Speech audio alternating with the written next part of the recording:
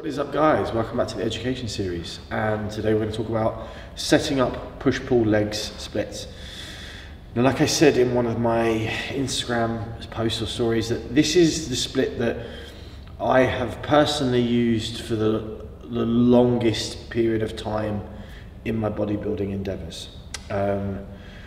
I feel like for me, this split suits me the best.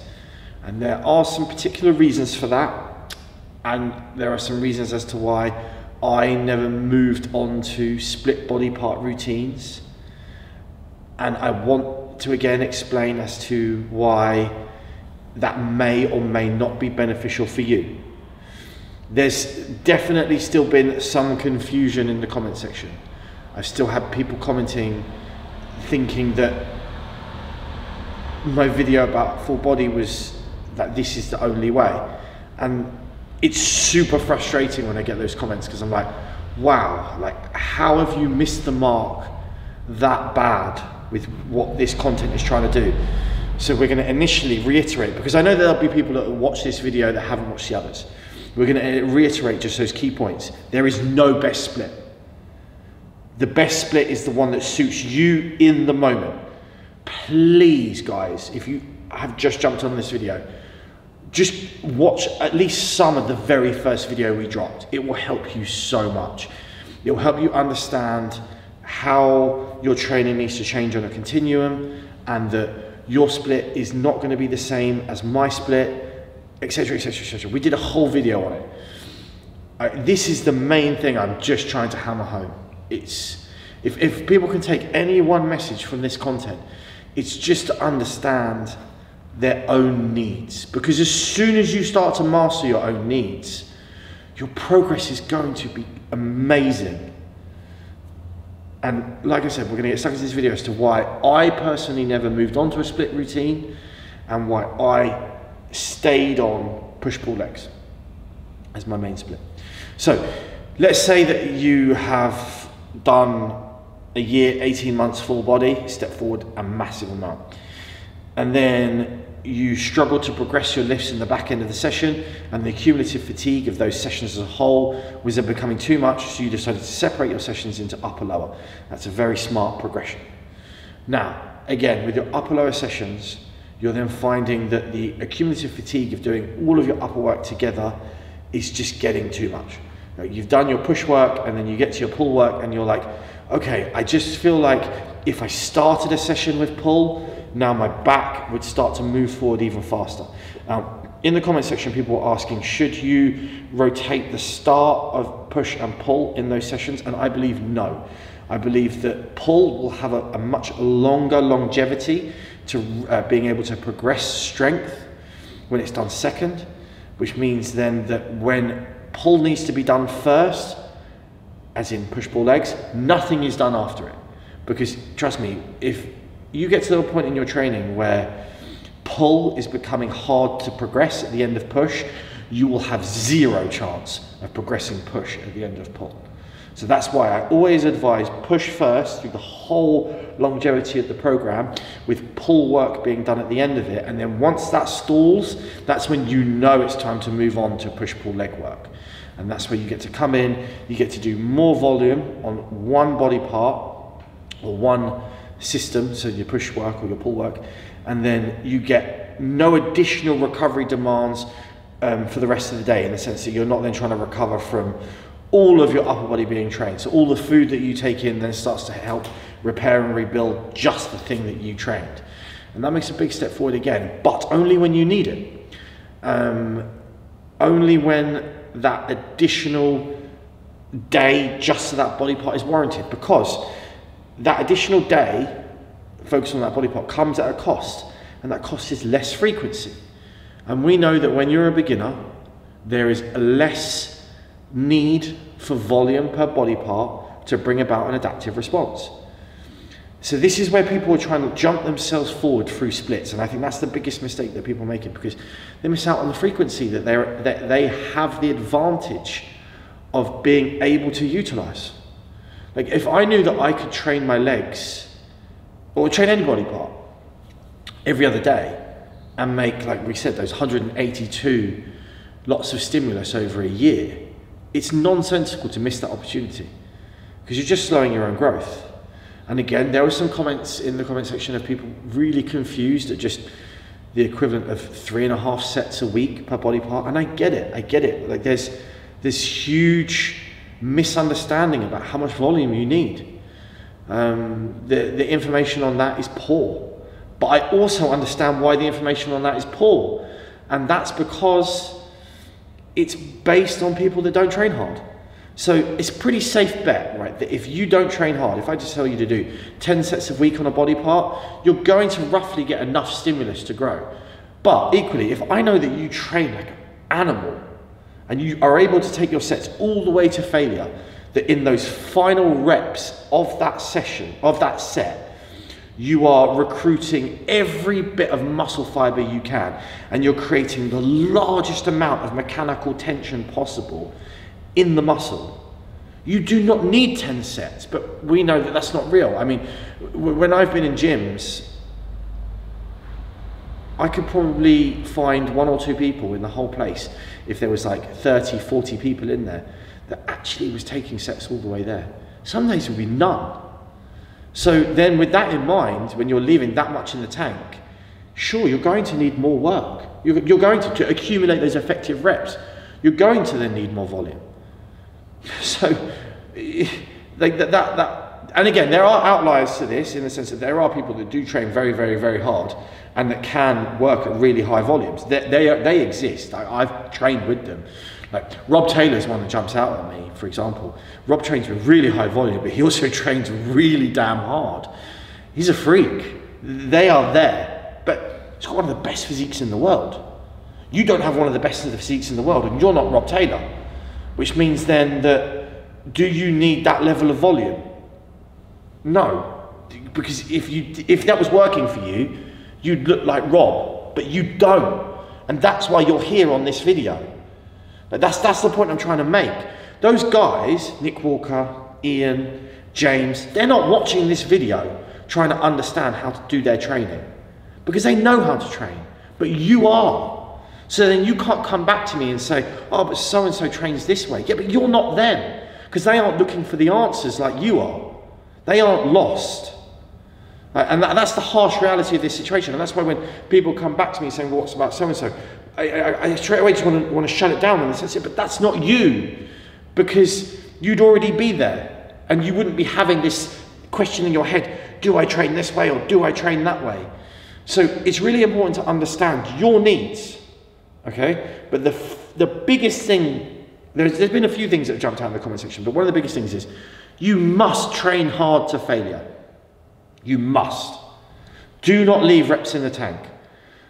I tried an RER system for 7 or 8 months. I hugely regressed, hugely, to the point where I was picking up weights that were light for me and they started to feel heavy, just unracking them. And as soon as that happened, I remember getting into a session where I was able to RDL 4 plates for 20 reps, no problem. Like literally, maybe even more than 20 at peak. I remember getting into a session, unracking 4 plates to do an RDL, and it feeling really, really, really heavy. And getting like 10 or 11 reps and just thinking, okay, fuck this training system. This is way off. And that's and the idea of adding more work at sub-maximal intensity is entirely nonsensical to me. It makes absolutely zero sense. But hey, that's another whole discussion, and we'll do a video of that another time. So you've got to train hard, you've got to train to failure. You've got to understand your needs. And when we eventually come to a push-pull leg setup, how do we set this up? This video has turned off into a bit of a rant, which I'm sorry for. None of the rest of them have. I think it's because we've had a while now of lots of comments in the comment section. And then like, I almost get frustrated because I'm so desperate to help. And I still feel how confused some people are. And like, I just want to bang my head against the wall. Because I'm just like, how are we still missing this? And that's not to say that my way is the only way, because in the videos, that's the biggest message that I'm putting across, that there is no way. But the point is to understand, being able to gather all the information possible to then try everything out. And when there's some kind of resistance to that, it confuses the hell out of me. I literally can't wrap my head around it. To the point where there's been some comments in the comment section where I have to ask people why they're asking it, because I don't understand where their head's at to ask that question. But we're getting there. Like, this is all coming from a genuine place with me, guys. I want you to really make some damn good progress. So that's why there's a mini rant at the start of this one, which if you lot have survived through, then you're going to get to some decent information. And then if this video flops, a note to self, don't go on rants on YouTube videos. Right, push-pull legs. So how does this look in terms of the setup? There's two ways to do this, in my opinion. One way is just a straight push, pull, legs, rest. Or you, in terms of it being 3 days on, 1 day off. I personally didn't like that approach. You may love 3 days on, 1 day off. If that fits for you and you do not create too much fatigue across the 4 days in general before you then start the next 4 days, amazing, run with it. For me, that died within 2 lots of 4 days. I was battered. I could not train 3 days on a row with how hard I train. It was just impossible. But like I said, some of you may have the recovery capabilities to do it. It may be a reflection that just you're not quite there with your strength levels comparatively to how I am. But then again, I can name people that are just as strong as me and on something stronger that are able to train 3 days on. Like James did it in this whole prep for this whole season. Trained push, pull, legs. Yeah, 3 days on in that order. Completely fine. And that worked great for him. But like I said, for me, my preference was always push, pull, rest, legs, rest. So I'd have a rest day either side of legs. And I felt like that allowed me to make a huge amount of progress. Now, when we compare the two splits, obviously one comes at slightly higher frequency. Amazing. That's a big benefit. Like, in an ideal world, I would train it with 3 days on, 1 day off, if I could. And I tried it multiple times and I just couldn't do it. I couldn't recover from it. So again, that's the kind of thing of knowing what my options were, trying them, even wanting to be able to do it, because I know that it might be slightly more optimal with the increased frequency, but accepting the fact that my recovery demands didn't allow for it, and then training at a setup that was suitable to my needs. That's the key. I tried something, I decided it wasn't right, and I settled on something else that felt better. This is the constant thing that I need you guys to do. I need you to stop asking for permission to try things. You do not need anyone's fucking permission to do a certain exercise or do a certain amount of volume or do a setup. Like, why? Try it. Like only you will know how it feels. So then if it feels good to you, fuck anyone else. Their opinion is invalid. It's so important. It's such an important message. Like, if someone says to you, why are you doing that? Because it feels good. Fuck off. Okay? Like, I can't tell you how important that is. Because if someone turned around to me and I said, what for reason are you doing that? And they said, I tried every other way and this way just feels great. I'm like, hell yes. Epic answer. Legend. Not, well, so-and-so gave me permission to do that. Fuck that. I've never made a decision in that way in my life for anything. Come to your own decisions. Right, more mini rants. What's wrong with me today? Back on topic. So we have those two approaches and then come into our own decision which one we like the most. Now, a question is, how much work do we need in each one of those splits? Well, based on the fact that we have more sleeps between each training session, we know that we can expose ourselves to a little bit more work than what we were doing in just the upper sessions. So, and also obviously the lower sessions, but we'll start on the uppers. So that with the push work, we were previously then just doing a load and a back off set to the compound works, movements that we were doing in upper. Now we have scope for isolation work. We have scope for more specific work on areas that we feel need attention. And again, at this point, you should be able to understand your needs. If you've gone through your your full body work for 18 months and maybe another 18 months on upper, lower, you've exhausted them all, you've literally put a crazy amount of progress on all your lifts, you've put on 30 pounds of lean tissue over these 3 years, you could look at yourself and now, for the first time, actually, realistically be able to go, my shoulders and arms are developing a little bit faster than my chest, or my shoulders and arms are a little bit behind my chest. Until that point, I don't really see how people are able to make those decisions, because again, slight tangent, we'll try not to rant. Lots and lots of times I see people say, I've got weak arms. I go onto their page, they don't have weak arms, they have weak everything. You do not have weaknesses in terms of specific body parts. All of you is weak, which means you need to be focusing on your full body work and your upper body, or your upper lower work, based on whichever one is most suitable for you, until you've gained 30 pounds of muscle, and then you're like, okay, now I have some weaknesses that are apparent, and now I can address them. I don't feel like they needed addressing before, because like I said, all of you was weak and you didn't really have any muscle. Now you've got 30 pounds more muscle, and now you look awesome, but now you need some more balance. If you tried to address the balance in the early stages, you wouldn't have gained 30 pounds of muscle, and you'd still just have weaknesses everywhere. Okay? It's a big, big thing, and this blows new trainers' minds. They train for like 3 months, and like, my arms are weak. Shut up. Your arms are not weak. Right? And again, myself and like all my peers in terms of experienced bodybuilders, we all share the same opinion on this. I think it's because we reach a decent level of muscle to then know, okay, that's weak, that's not weak. You can generally fix weaknesses as a whole as well, guys and girls, by just getting big. So like when some people will say, oh, I've got like weaknesses to my outer sweep. No, you've just got small legs. Like, if you've got weaknesses to your outer sweep, put 3 inches on your legs. It'll probably go away. If it still doesn't, and you still got kind of straight up and down legs, it's just kind of a genetic thing. Like, there's not really masses that you can do about it. You might be able to then start targeting things more to help bring up that area. But in the process of gaining 3 inches as a whole, if you didn't fix that area, it's probably not going to get fixed. But there are definitely things that we can do in terms of where you've noticed that your shoulders and arms might be over or underdeveloped compared to your chest. Then how much attention you put to your isolation movements in the push session, and also the order at which you do them. So this is going to give you things to think about.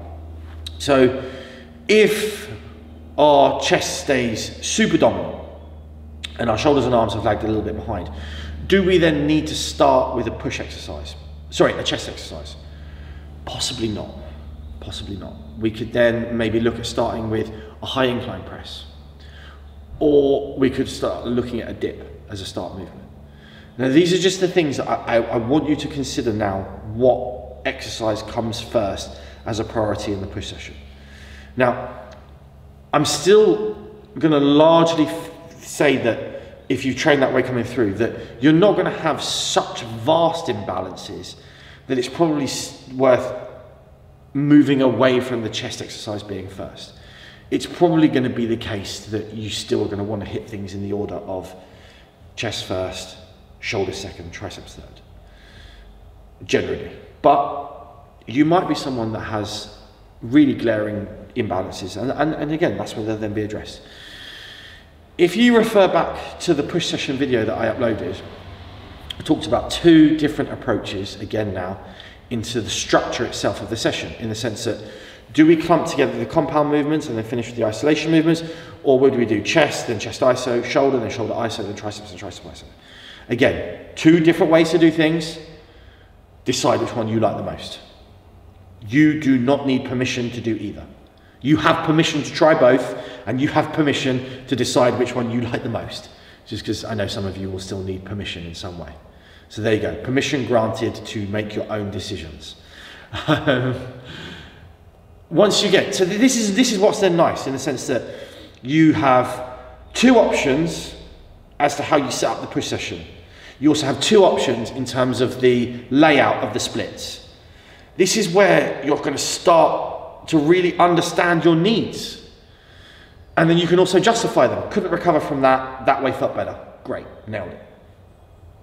These are the important questions, guys. Because as you narrow down your needs more and more and more, you're going to find then a perfect training setup entirely for you. And again, it's about understanding all of your options, trying them, and really figuring out what feels good and what doesn't. Some of you are going to then have a really valid question is, I don't really know what feels good. And that's actually quite fair, because that's quite hard. That's something that, I mean, I've been lifting weights for 20 years, so 22 years now. It's kind of easy for me to understand what feels good and what doesn't. And also, I think I'm quite fortunate in the sense that when I started lifting weights, there wasn't even the internet, let alone social media. Well, there was the internet, but it was the one that dialed up and made funky noises when you were connecting to it. So that's not really the internet. And there certainly wasn't forums at that, when I was that age. So the only feedback I had was myself. That was it. So I remember I was talking to my dad about it last night, because I was 12 years old in the spare room, because I remember he was talking about how he put the squat rack up for me. That I would do things and I would literally just have to reflect on it myself and think, how did that feel? Because you couldn't just do nothing, in the sense that you knew you wanted to build muscle, you knew that there was really no resources available to you, you knew that dudes that were really, really big were really strong. I worked that out straight away because I was watching these massive guys, watching the weights that they were lifting or seeing them in magazines, and then just immediately going, okay, even as a 12-year-old, he's got that muscle, he's lifting that much weight. I have to lift that much weight to get that much muscle. That was really simple in my head. So I then just had to think to myself, okay, as a 12-year-old, how do I get there? So then I finish a session and think, yeah, that felt pretty good. Or I'd do something and think, that felt terrible, I'm not going to do that next time. Because I don't have any resources elsewhere. I can't go and ask someone for permission. I can't find out the way anyone else is doing anything, because I don't know any other 12-year-olds that are lifting weights. So it's just me in my spare room on my own with my squat rack. So I think that definitely gave me an advantage in terms of the way that I view things, in that I am not going to ask anyone for permission. I'm going to feel things out because I've been doing it for 22 years. You must do the same. You must do the same. And now you have all the resources available to you to understand the options you have. But equally, I understand that that also poses a huge amount of confusion, which is probably one of the biggest issues. So the social media aspect and the availability of content is both a good and a bad thing. But if we can work out the options available to us, try everything out, come to our own decisions on our needs, the amount of progress is going to be amazing. And I am so determined to get us there. So that's the focus on the push session. That's the focus on the layout, and that's the focus on the idea of when we move from upper lower to push-pull legs. Now, I'm going to just move on to why I stuck on this split, and then we're going to wrap this video up because this one's got loads of different things to unpack in it, and we're going to do separate videos for pull and legs, just because there's just, I've chucked out so many different things in this one, which I apologize for. This is the first video where I've gone a bit bonkers myself with the things that I'm talking about. I have no idea, no reason why. It's just, for those of you that are on the members site, you'll be used to this from me, because just some days this just happens. Because I don't plan my content, ever. I never have. It's just like I don't plan seminars, I just go up and start talking. So when I do these videos, all of a sudden, some days, I just go off on one, and this is one of those days. I try really hard not to, and in my head, for YouTube videos, I was like, don't do that, because it's probably not going to go down well. But it's a topic that I'm really passionate about. It's a topic I'm obsessed about, absolutely obsessed, and I have been since the age of 12. It's just been something that's consumed my brain for the whole of my kind of adolescent and adult life. So that's why I'm so keen to see people make progress in it, because to me it's a simple thing. I know it's not a simple thing, but to me it is. So that's why I'm like, right, I've got to get the stuff that I've worked out in 22 years into a video series on YouTube that's widely accessible, because I'm really confident that it can help a lot of people.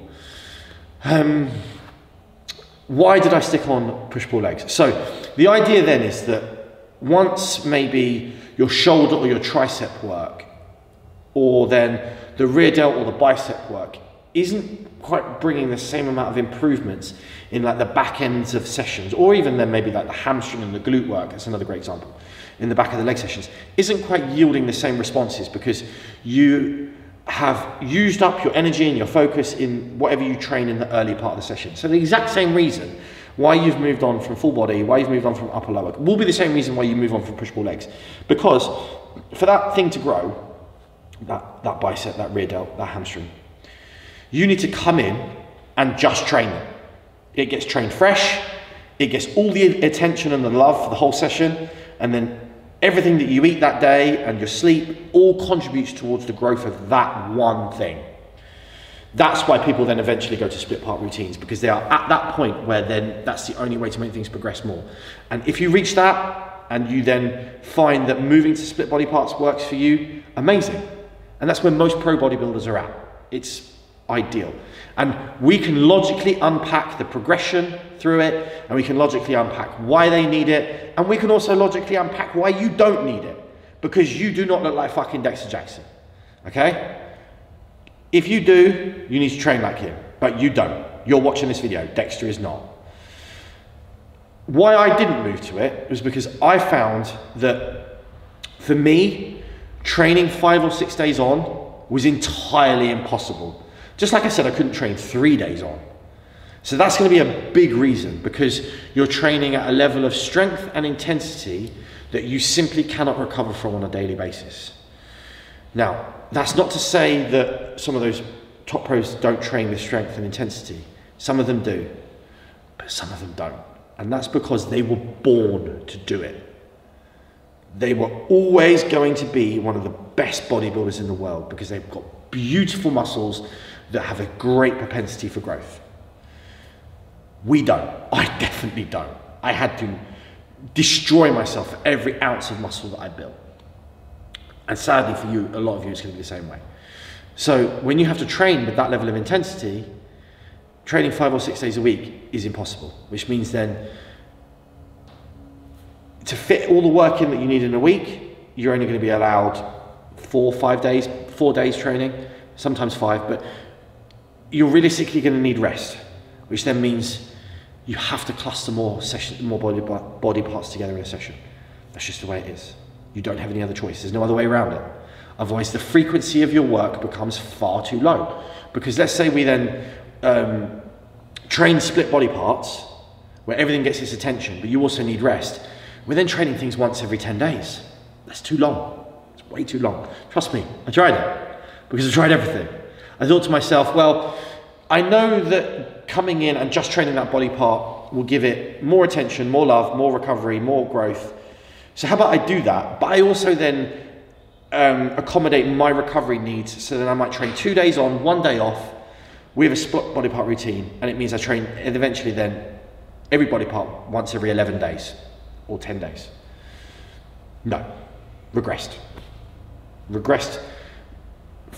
regressed versus push-pull legs training something every 5 days. Okay, so it's an easy decision for me. I tried it. I logically worked out an approach. It didn't work. Went back to the thing that felt good. So that's the reason why you might move to it, and equally that's the reason why it might not work.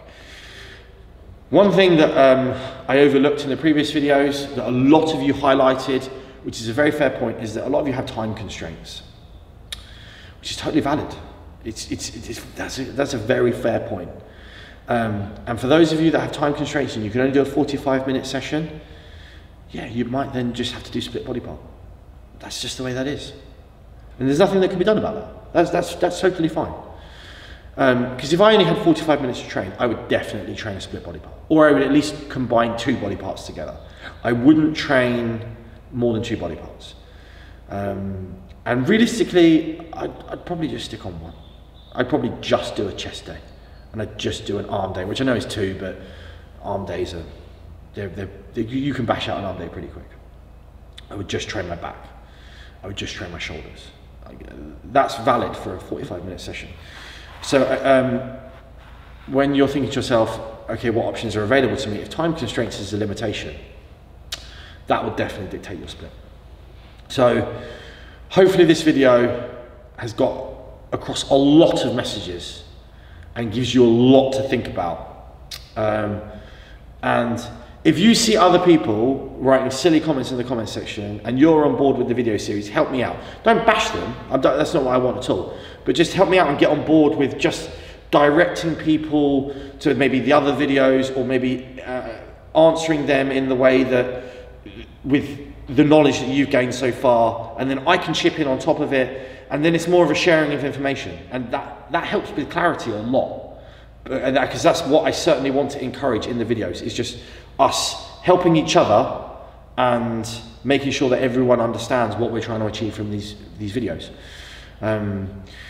Because if we can get this to kind of spread, this idea of there is no best split, there are no must-do exercises, that you have permission to do anything that you want, and if something feels good, it feels good, fuck anyone else, that's perfect, and that's what we're going to try and do. So yeah, any questions for me on this video, please ask. I will answer everything, as you guys have seen so far. I have not left a single question unanswered.